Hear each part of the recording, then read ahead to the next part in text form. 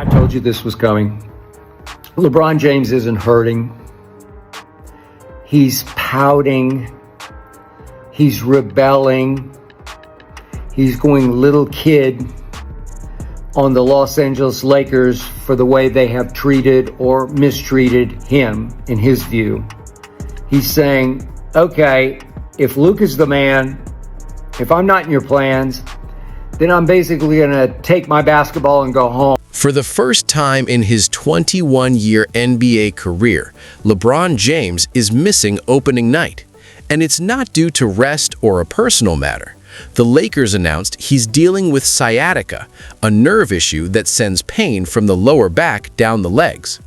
According to Shams Charania, LeBron is expected to be sidelined for 3 to 4 weeks, which means he will miss the season opener against the Warriors, his season debut, and there's still no clarity on when he'll actually return.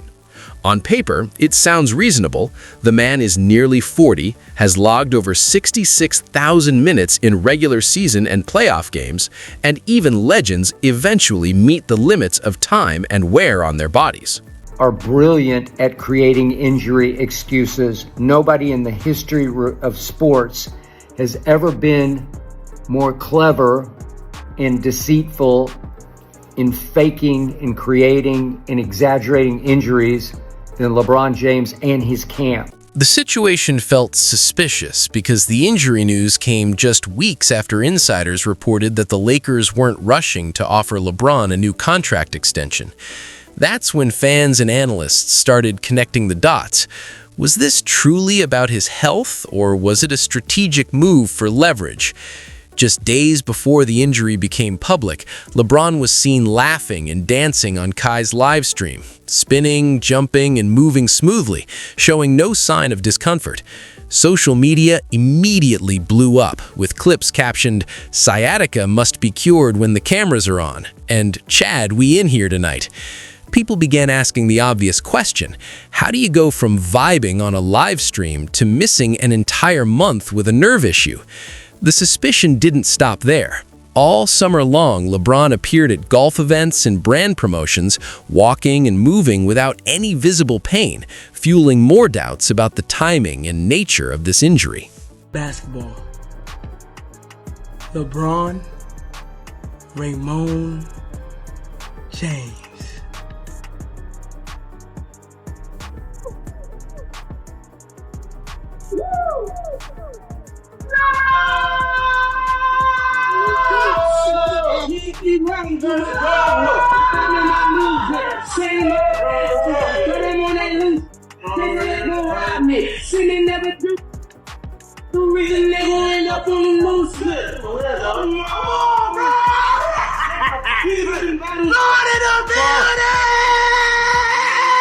Look at me up now.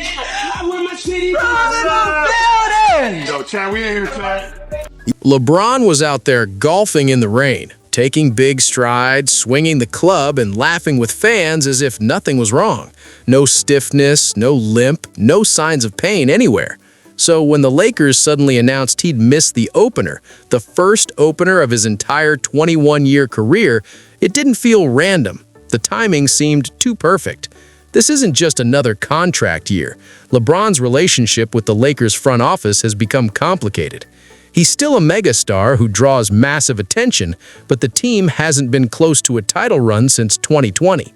With age catching up and reports suggesting the Lakers are hesitant to commit to another massive contract that could limit their salary cap, questions arose about whether this injury was truly about his health or a strategic move. Watch the sheet.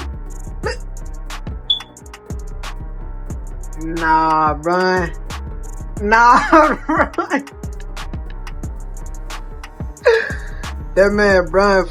When the story broke, many fans shrugged it off, assuming LeBron would always secure his big payday. But the hesitation clearly struck a nerve, as the Lakers suddenly started the season without him, giving everyone a front-row look at how rough things get without the king on the floor. Analysts reacted immediately. Skip Bayless was first to call it out, saying, "You're telling me the guy who was dancing on Kai Cenat's stream can't walk onto the court for opening night? I'm not buying it."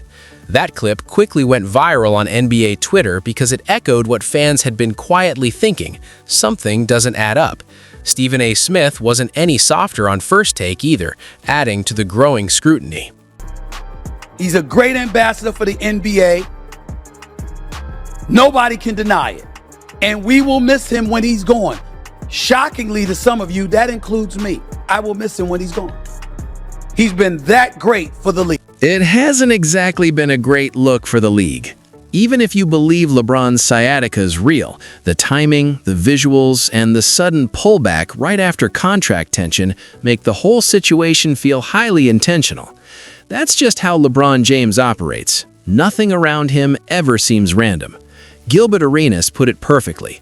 LeBron's been controlling narratives his whole career. He knows exactly what he's doing. And he wasn't exaggerating. LeBron has always understood how to shape the moment. He never just plays basketball. He turns attention into a weapon. He moves like someone playing chess with the entire league, not checkers. Every off-season move, every carefully worded quote, every cryptic Instagram post is part of a bigger plan to keep the spotlight exactly where he wants it. This isn't new. Remember the decision, the backlash, and how he completely flipped the narrative once he teamed up in Miami and started winning? Is his pride that got stepped on by, of all people, the Lakers. I told you this was coming because it was clear to me and a shock to me that as the Lakers were extending Luka and extending open hands to Luka, as in, we'll do everything in our power to make you happy as the... So when something like this pops up, an injury right after the Lakers hesitate to show loyalty, fans feel like they're witnessing a brand new chapter in an endless drama. And this chapter has all the perfect elements: a front office under pressure, a global superstar with more leverage than anyone in today's game, and a brand new coach, JJ Redick, who just so happens to be LeBron's close friend and podcast partner. Things get even wilder when you realize that while LeBron steps away with this injury, JJ Redick, his media ally, is suddenly running the team. A first-time coach with zero pro experience, handpicked, protected, and boosted by LeBron himself. If that doesn't look like a power move, what does? Fans have already started... He runs the media pretty much, and he tries to control his narrative. But if we actually go and have a conversation with inside of the the NBA and have a conversation with the players, nobody wants to play with him. Listen, my whole life, I actually, I'm fighting against dictators. So when I see a dictator, I know it. LeBron is literally like the dictator of the NBA. He controls the media, he controls his narrative. If you go against his agenda, you will get traded. And everybody knows it, So he's pretty much like the big... For the first time in his 21-year NBA career, LeBron James is missing opening night. Not for rest or personal reasons, but due to sciatica, a nerve issue that radiates pain from his lower back down his legs. The Lakers have projected his absence to last 3 to 4 weeks, meaning he will miss the Warriors opener, his season debut. And there's still no clarity on when he'll return. On paper, it sounds reasonable. After all, he's almost 40, has logged over 66,000 minutes in regular season and playoff games, and even legends eventually meet the clock. But the timing has raised eyebrows. This injury news dropped just weeks after reports suggested the Lakers weren't rushing to offer LeBron a new contract extension. Fans and analysts began piecing things together, questioning whether this was truly a health issue or a strategic move. Just days before the announcement, LeBron was live on Kai Cenat's stream, moving, dancing, and spinning without a hint of pain. Throughout the summer, he appeared in public and in promotional events, golfing in the rain, taking long strides, swinging clubs, and interacting with fans, all without showing any signs of discomfort. Suddenly, missing opening night didn't feel random. It felt like calculated timing. The context only adds to the intrigue. LeBron's relationship with the Lakers' front office has become complicated. Though he remains a superstar with unmatched attention, the team hasn't seriously contended for a title since 2020. With age and contract negotiations looming, the Lakers might hesitate to give him another massive extension that could limit their salary cap for years. Fans initially shrugged, thinking LeBron would always secure his bag, but now the Lakers are starting the season without him, giving everyone a front-row view of what the team looks like without their superstar. Analysts reacted quickly. Skip Bayless called out the situation, saying, "You're telling me the guy who was dancing on Kai Cenat's stream can't walk onto the court for opening night? I'm not buying it." Stephen A. Smith echoed similar skepticism on First Take. Even if the sciatica is real, the timing, visuals, and sudden pullback right after contract tensions make it feel intentional. Gilbert Arenas summed it up well. LeBron's been controlling narratives his whole career. He knows exactly what he's doing. LeBron has always played chess with attention. Every offseason move, carefully worded quote, and social media post becomes part of a broader strategy to control the spotlight.